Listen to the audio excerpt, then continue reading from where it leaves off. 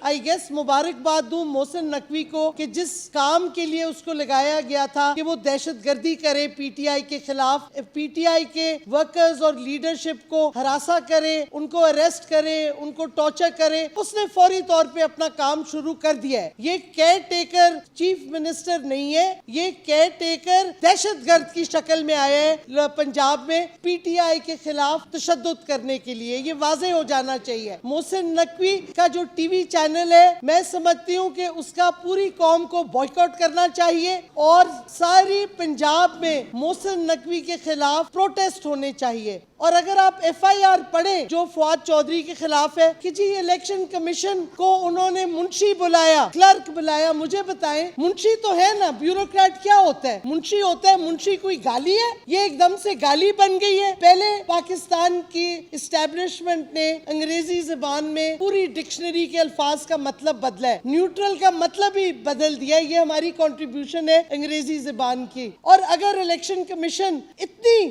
Fragile egos ہے، اتنا ان کو مسئلہ ہے، تو وہ سول ڈیفیمیشن کا کیس کریں پی ٹی آئی کی لیڈرشپ کے خلاف۔ یہ تو نہیں کہ آپ ان کو ابڈکشنز کریں، ان کے خلاف آپ دہشت گردی کے پرچے کاٹیں۔ اور ابھی خبر آئی ہے کہ فواد چودھری کے بھائی فراز کو جیلم سے بھی اریسٹ کر لیا گیا ہے۔ یعنی کہ اب پورے خاندانوں پہ آپ دہشت گردی کریں گے؟ کر لیں جو کرنا ہے۔ کتنی دیر تک آپ یہ ظلم اور تشدد کریں گے پی ٹی آئی کے خلاف؟ کتنے لوگوں کو چپ کرائیں گے؟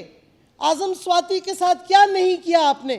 چپ کیا ہے اس کو؟ بول رہے ابھی تک جرأت سے وہ۔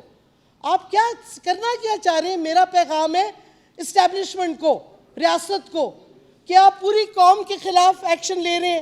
ریاست اور قوم میں آپ ایک بیچ میں لکیر ڈال رہے ہیں، آپ ایک پولرائزیشن کر رہے ہیں کہ قوم ایک طرف کھڑی ہے عمران خان کے پیچھے اور ریاست دوسری طرف کھڑی ہے۔